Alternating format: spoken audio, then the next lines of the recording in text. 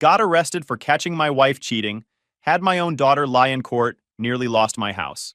And now, years later, karma hit them so hard that they're begging me for help. Hey, Reddit, I never thought I'd be the guy writing one of these, but here we are. My life basically blew up in ways I didn't see coming, and it all started with me trying to do something nice for my family. What I walked into that day changed everything I thought I knew about them, and set off a chain of events I wouldn't wish on anyone. I figured I'd share the whole story because, honestly, it still feels unreal sometimes. I always thought I had a pretty decent life. Paul, 45, male, married to Sabrina, 43, female, and we've got one daughter, Melissa, 19, female, and in her second year of college. People used to say we were that stable family in the neighborhood. We had BBQs in the backyard, took family trips every summer, and I worked my ass off to give them a good life. Melissa always seemed close with me, too. She'd call from school just to tell me about classes or laugh about some dumb drama with her friends. I didn't think we were perfect, but I figured we were solid. I trusted Sabrina. I thought I raised Melissa right. The house we lived in was my grandfather's. He left it to me before Sabrina and I even got married. It's been in my family for decades, and I always took pride in keeping it up. Every new coat of paint, every fix I did myself. That place was more than walls and a roof. It was part of who I was. Anyway, a couple months ago, I was on a short business trip. I wasn't supposed to be home until Friday, but things wrapped up early, so I figured I'd head back Wednesday afternoon. I even stopped by a florist on the way and grabbed red roses. Sabrina's favorite. Corny, maybe. But after almost 2 decades together, little surprises keep things alive, right? At least that's what I thought. I pulled up around 2 in the afternoon. Right away, I noticed a car parked out front that I didn't recognize. Black sedan, tinted windows. My first thought was maybe Sabrina's sister, or a friend had stopped by. Didn't think much of it at first. But when I walked to the front door, I noticed something weird. Muddy shoe prints on the steps, bigger than Sabrina's size. I unlocked the door, walked in, and called out, "Honey, I'm home early." Nothing. Usually she'd at least yell back from wherever she was. The house was quiet, except I thought I heard something faint upstairs. I set the flowers down on the counter and started heading up. As I reached the hallway, I heard it more clearly. Voices. A man's voice and then Sabrina's laugh. Except it wasn't the casual laugh I was used to. It was that kind of flirty laugh, the one you hear from a woman who's enjoying herself. It hit me strange because I hadn't heard her laugh like that in years. My stomach sank. The bedroom door was cracked open just slightly. I stopped and listened for a moment. My heart was pounding so hard I thought they'd hear it. And then I heard it.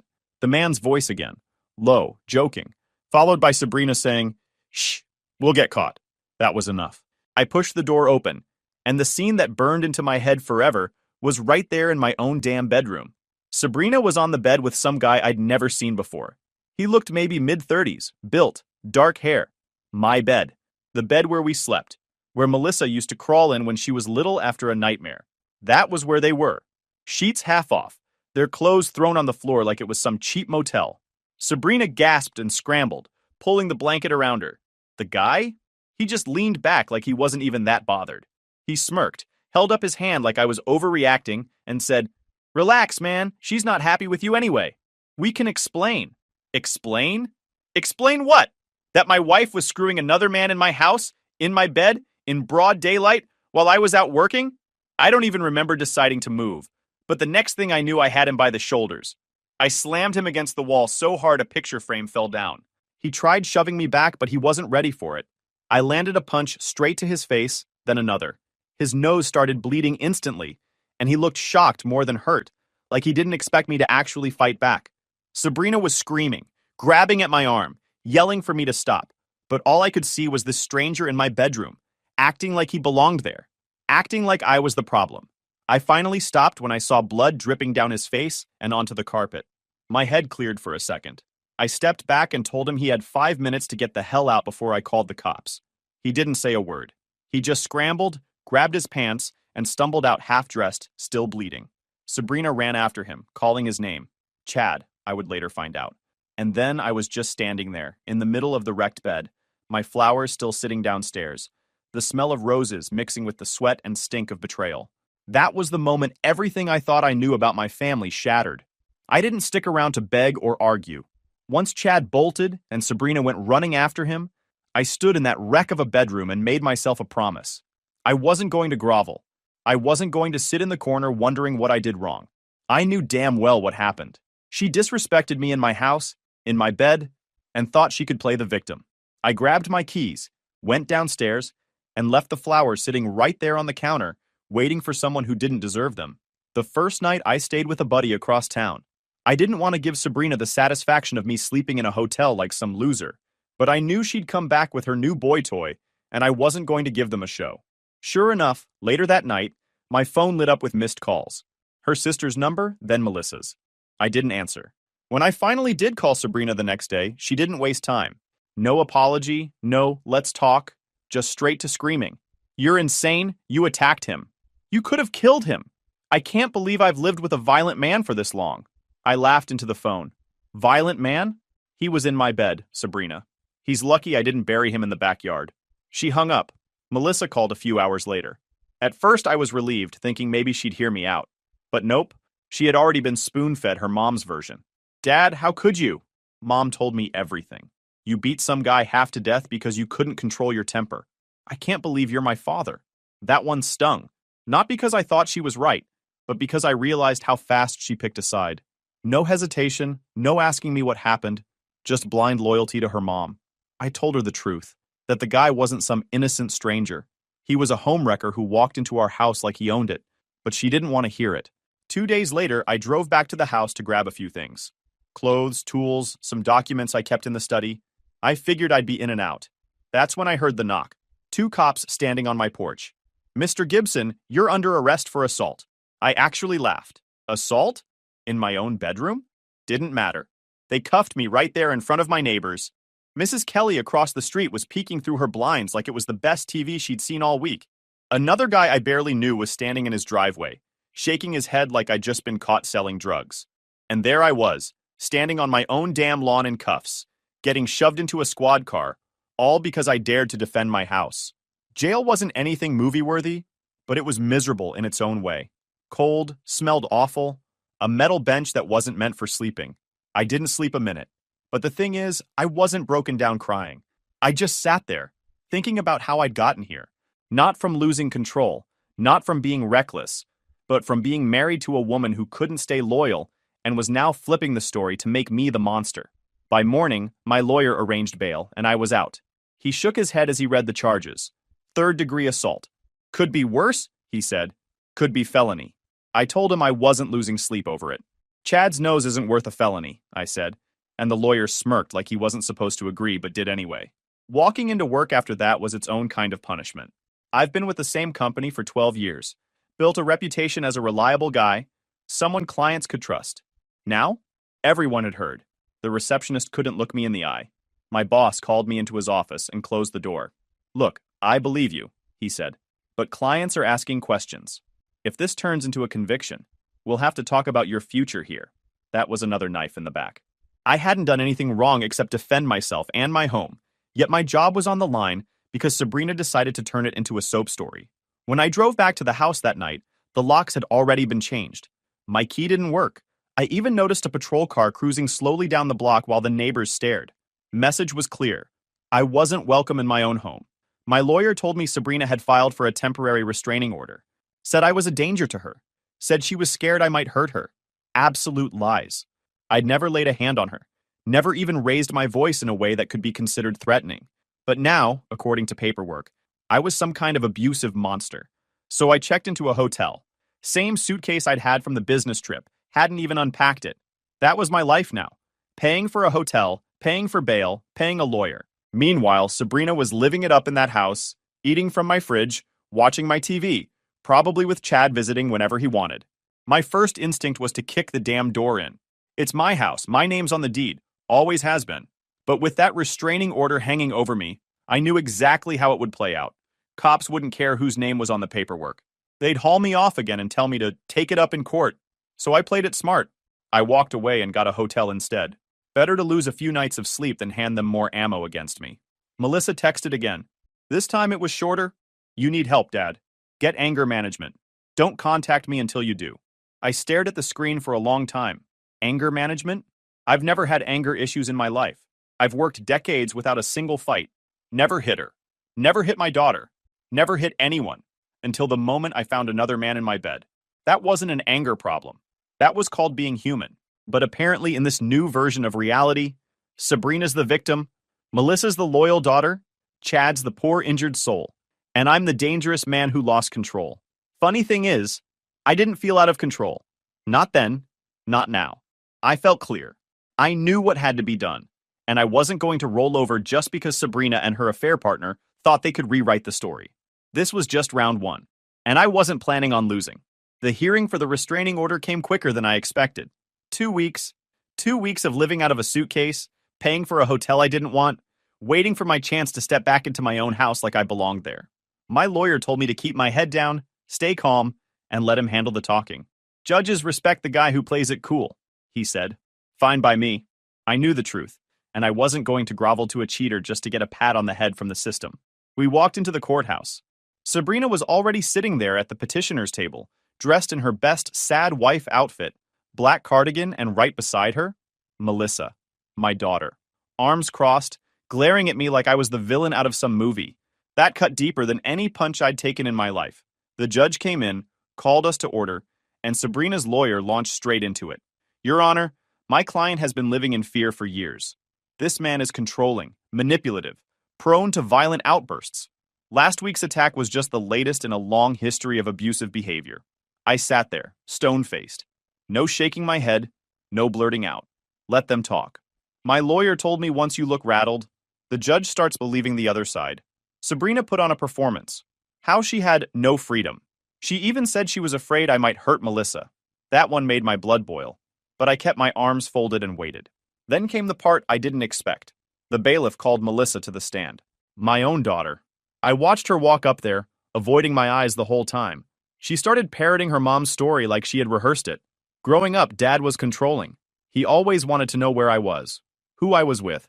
He checked my messages, my emails. I was scared to make him angry. Scared of me? I was the guy who worked double shifts to pay for her soccer camps, who sat through 3-hour band concerts just to clap for her flute solo. Now suddenly I was the monster under her bed? When it was my lawyer's turn, he didn't waste time. He leaned on the podium and looked Melissa dead in the eye. Melissa, has your father ever hit you? No. Has your father ever hit your mother? No. Can you give a single specific example of him threatening either of you? Silence. My lawyer smirked. If you can't provide a single real incident, then what you're describing is parenting, not abuse. Melissa looked small in that chair after that. She couldn't come up with anything solid because there wasn't anything. Then my lawyer pulled the ace from his pocket. Your Honor, while opposing counsel claims my client is unstable, I'd like to present financial records that give context to what actually happened in that house. He laid down a folder thick with papers. Credit card statements, bank records, phone logs. 8 months' worth. Sabrina stiffened in her chair. The judge flipped through them, line after line of hotel charges. Dinners for 2 at restaurants where the bill hit $300. Jewelry stores. Men's clothing boutiques. Your Honor, my lawyer said, this wasn't one mistake. This was a sustained affair, funded with marital money, hidden from my client while he was working to support this family. Notice the phone logs. Hundreds of calls to one number. That number belongs to Chad Lopez. The judge raised an eyebrow. Chad? The same man from the incident? Yes, my lawyer said, and then he handed over the receipts with Chad's name on the reservations. Some of them even had his driver's license copied for check-in. It was airtight. I sat there with my arms crossed, watching Sabrina squirm, watching Melissa shift in her seat, clearly realizing the story wasn't as black and white as her mother had fed her. When it was over, the judge leaned forward. Here's my ruling. The request for a permanent restraining order is denied. While Mr. Gibson's actions against Chad were inappropriate, this court does not see a pattern of abuse toward his wife or daughter. It was an isolated incident born out of extraordinary circumstances. Bang. Just like that, the restraining order was gone. Sabrina froze, her face red with rage. Melissa finally looked at me, eyes full of something between anger and confusion. As the bailiff called the next case, my lawyer leaned toward me and whispered, Told you. You play it cool. You win. Walking out of that courtroom, I didn't feel like a beaten man. I felt sharp, focused. Even after the restraining order was denied, the locks had already been changed, and my lawyer told me to hold off until the divorce orders were sorted. So I kept living out of that hotel a little longer. Sabrina glared at me as I passed her in the hallway. Melissa wouldn't even look me in the eye. Fine. They'd chosen their side. And me? I wasn't done. This was just the warm-up. 2 weeks after the restraining order hearing, The divorce papers landed on my lawyer's desk. Sabrina wasn't wasting time. She wanted alimony, half the house, half my retirement, half everything. Reading the list of demands was almost laughable, if it hadn't been my life on the line. Her lawyer's opening argument painted me as unstable, a man with a history of violence who could not be trusted with financial control. He brought up the assault charge like it was Exhibit A in some murder trial. I sat there with my hands folded, calm as ever. Let them talk. They wanted to build me up as the big bad wolf? Fine. I knew my lawyer had silver bullets ready. When it was our turn, my lawyer started with the house. Your Honor, this property was inherited by my client years before the marriage. We have the deed, we have the will. It is not marital property. Ms. Sabrina has no claim. Sabrina's lawyer jumped up, arguing about improvements made during the marriage. My lawyer didn't even flinch. He dropped a stack of receipts on the table. Kitchen remodel, basement, roof replacement, all things I'd paid for during the marriage. But even with marital money going into improvements, the house itself was inherited. It stayed separate property. And compared to the thousands Sabrina blew on hotels and jewelry for Chad, the judge wasn't buying her financially dependent story. The judge flipped through the papers and looked over her glasses at Sabrina's side. So far, I'm seeing a husband funding the maintenance of his own inherited property. Do you have anything concrete to show she invested? Silence. That's when Sabrina herself stood up, like she was about to deliver an Oscar-winning performance. She dabbed her eyes with a tissue and said, Your Honor, I gave up my career for this family. I sacrificed my future to support him and our daughter. Doesn't that count for something? I almost laughed out loud. Sacrificed her career? My lawyer leaned in and slid a folder to the judge. Inside were emails Sabrina had sent her old co-workers and even a Facebook post from 3 years ago. All of them saying the same thing. Finally quit. I was tired of the politics and the stress. I'm done with office life for good. The judge raised an eyebrow. So you weren't forced to quit? Sabrina stammered.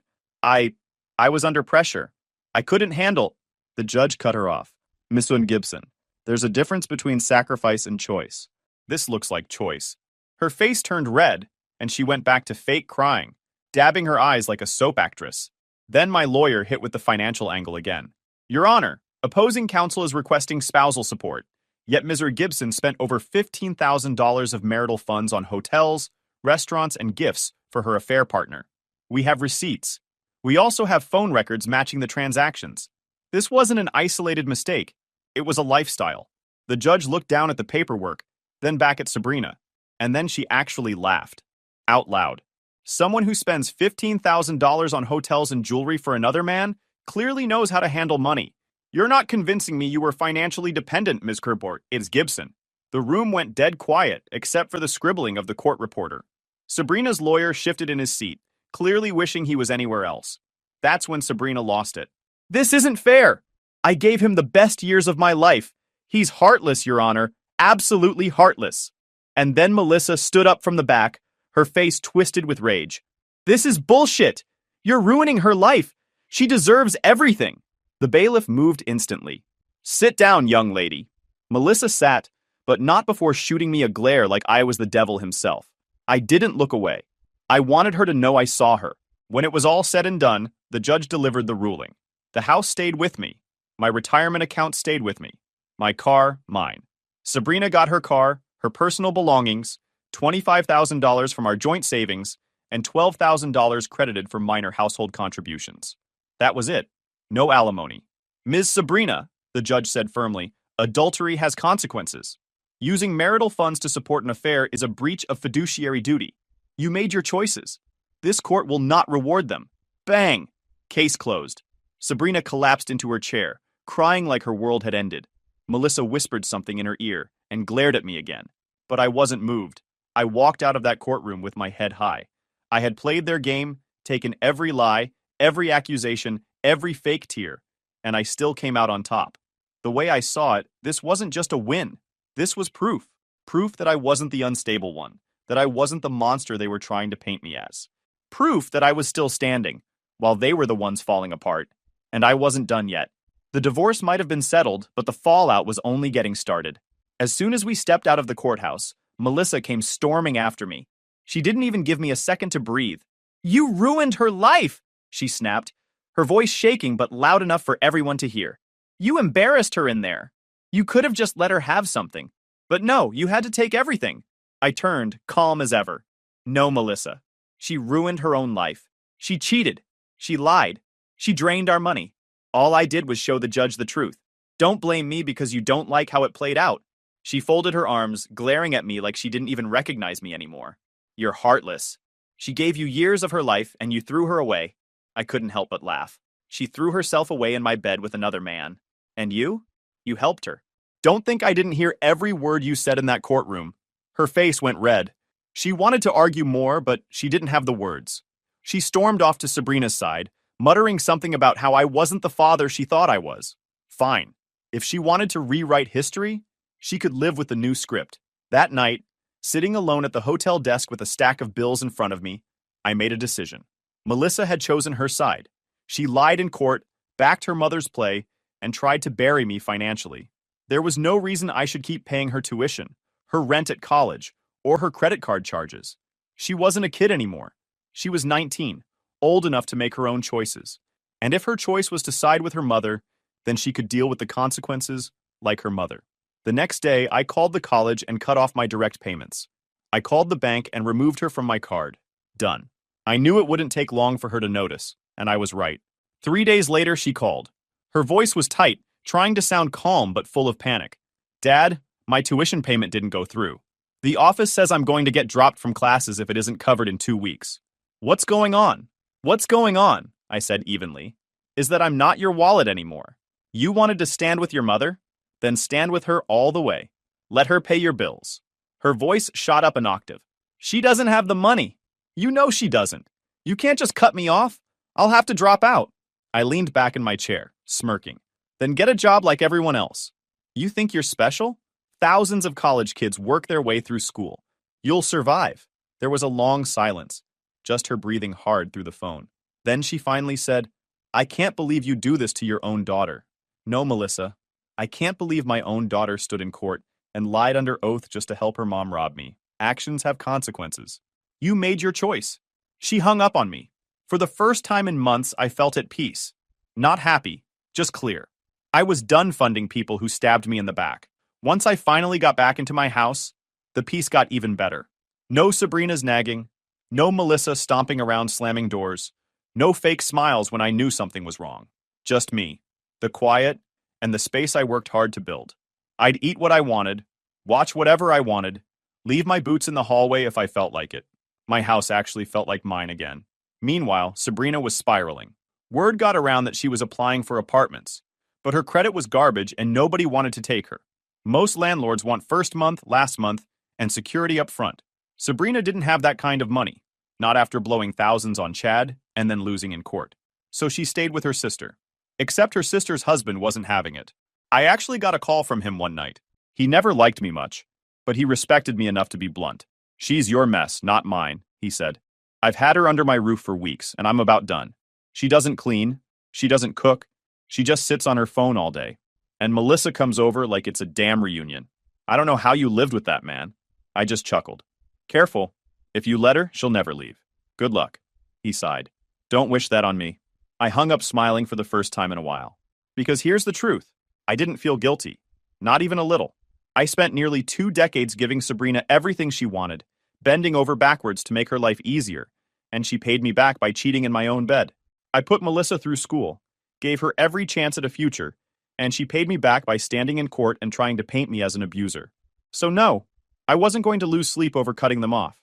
I wasn't going to lie awake worrying about whether Sabrina's sister's husband got fed up. That wasn't my problem anymore. For the first time in a long time, I was living for me, and I planned on keeping it that way. Fast forward 2 years. Life had gone quiet for me, and honestly, I liked it. I worked, I came home to my house, I fixed things around the place, I kept to myself. No drama, no fights, no phone blowing up with guilt trips, just peace. But of course, my daughter and her mother weren't living in peace. That much was obvious the moment word started spreading through the family. Melissa had gotten married. To Jonah, some college boyfriend she'd been with on and off since freshman year. I wasn't invited naturally. I found out through my brother, who found out through a cousin. Supposedly it was a nice wedding, small but fancy. Sabrina footed the bill, even though she had no business paying for anything. She borrowed money left and right just to make herself look like the doting mother who could still host a grand wedding. I just shook my head when I heard that. Sabrina always cared more about appearances than stability. Instead of paying off debts, she was buying centerpieces and a rented ballroom. Typical. What little I knew about Jonah back then actually made me think he was decent. Kid came from a good family, studied accounting, seemed level-headed. In another world, if Melissa hadn't chosen her mother's path, maybe I would have been proud to call him my son-in-law. But Melissa was her mother's daughter through and through. It started as whispers. A guy she'd been meeting for work dinners, someone a little too generous with gifts. I didn't pay much attention until the whole thing blew up. Turns out Melissa wasn't just having work dinners. She was having an affair with her boss. Married man, mid-30s, 2 kids at home. And the kicker? She met him through Sabrina's job. Sabrina had finally landed a position at a small firm, and Melissa would sometimes swing by. That's where she got introduced. And like clockwork, she repeated her mother's greatest hits. Flirty texts, secret hotels, expensive dinners charged to joint accounts. How it came out was almost poetic. The guy's wife found the texts on his phone. Screenshots, receipts, everything. She confronted him, and he confessed. And instead of keeping it quiet, she went straight to Jonah. Sent him the whole package. Jonah didn't take it calmly. From what I heard, he packed up her things in trash bags and tossed them into the parking lot of their apartment. When she came crying, he threw her wedding ring at her face. Within a week, he'd shut down their joint account and started the lease termination. Marriage? Over just like that. When my brother told me, I actually laughed. Not because I was happy she was hurting, but because I couldn't ignore the irony. Sabrina cheated on me with some clown and wrecked our family. 2 years later, Melissa did the exact same thing to her husband. Like mother, like daughter. It didn't take long before my phone rang. Melissa. I let it go to voicemail the first time. Same with the second. By the third call, I answered just to hear what she had to say. Her voice was cracked, desperate. Dad, please. I don't know what to do. Jonah kicked me out. He took all the money. I can't pay rent. I can't pay my car. I need help. I stayed silent for a second. Let her panic fill the line. Then I asked calmly, Are you calling to apologize for lying about me in court? She stuttered. Dad, this isn't the same. I was protecting Mom. You don't understand, I cut her off. No, Melissa. That's an excuse. I asked if you were ready to admit you lied. Yes or no? Silence. Then a broken, I can't. I was doing what I thought was right. Then you've got your answer, I said. You're an adult. Figure it out. Get a job. Get 3 jobs. I don't care. But don't expect me to clean up your mess. She started crying, begging, told me she couldn't afford a lawyer, told me she was scared of being evicted, said she'd learned her lesson. But all I heard was the same thing I'd heard from her mother for years. Choices dressed up as accidents. I told her flat out, call me when you're ready to admit the truth. Until then, don't waste my time. Then I hung up. I won't lie, part of me felt cold afterward, but another part of me felt relief. For the first time, Melissa was facing the real world without my safety net. She thought siding with her mother was the winning team. Now she was seeing where that team really led. Motel rooms, debt, and a marriage ruined before it even had a chance. I didn't celebrate. I didn't brag. Every lie they told, every betrayal, every courtroom stunt, it was all catching up to them. I didn't need to lift a finger. Sabrina was already circling the drain. Word got back to me through a cousin that her sister's husband had finally had enough. He'd tolerated her long enough, eating his food, hogging the couch, running up the utilities. He told her to pack her stuff and leave. She had nowhere else to go, so she ended up in one of those run-down weekly motels, the kind where the carpets smell like mildew, and the parking lot has more broken-down cars than working ones. It wasn't long before my phone lit up with her number. I answered, just to see how far she'd sink. Her voice was all shaky, trying to sound pitiful. Can we talk? It's about Melissa. She needs stability right now, and I can't give it to her. If you could just lend me money for a deposit and first month's rent on an apartment, it would help so much. For her sake. I laughed out loud. The only deposit you're getting from me is the one Chad left in my bedroom. She gasped like I'd slapped her through the phone. Then the tears started. You're cruel. You've changed. You used to care. You should be the bigger person. Forgiveness means forgiving, I cut in. Doesn't mean financing your bad decisions. You made your bed. Or should I say, you made mine his. Sleep in it. She tried arguing more. Tried turning it into some morality speech about family and compassion. But I hung up. I wasn't about to waste my night listening to her rewrite history again. That was just the beginning. Melissa started blowing up my phone next. At first, it was the same routine. Dad, please, just a little help. Then it turned into full-on panic. I'm behind on rent. I can't keep up. My car is about to get repossessed. She was working some low-wage retail job, barely making enough to cover food and gas. I'd warned her. I told her she wasn't special, that she wasn't entitled to a free ride just because she carried my last name. But she didn't listen. She thought siding with her mother meant she'd always have a safety net. Now she was finding out that net had holes in it big enough to fall straight through. The more desperate her calls got, the calmer I felt. It wasn't revenge. It was balance. She had played a part in trying to wreck me. She stood in a courtroom and called me a monster. She testified against her own father. Now she was realizing that choices come with a price tag. One night, my phone buzzed again. Melissa's number. I almost ignored it. But curiosity won. Her voice was quiet this time, broken. Dad, I'm sorry. I waited. No words, just breathing. Finally, I said, sorry for what? For what I said in court. I didn't mean to hurt you. I thought I was protecting Mom. I thought, her voice cracked. I thought I was doing the right thing. I sat back in my chair, staring at the ceiling. That's not an apology, Melissa. That's an excuse. Big difference. She started crying, begging me not to hang up. But I ended the call. Because if 18 years of raising her taught me anything, it's that words without accountability mean nothing. The very next week, I got a message on Facebook from a name I didn't expect. Jonah. Hey, I just wanted to say I'm sorry. I didn't see through them at first. I believed Melissa. I believed her mom. And I thought you were the bad guy. But after what she did to me, I get it now.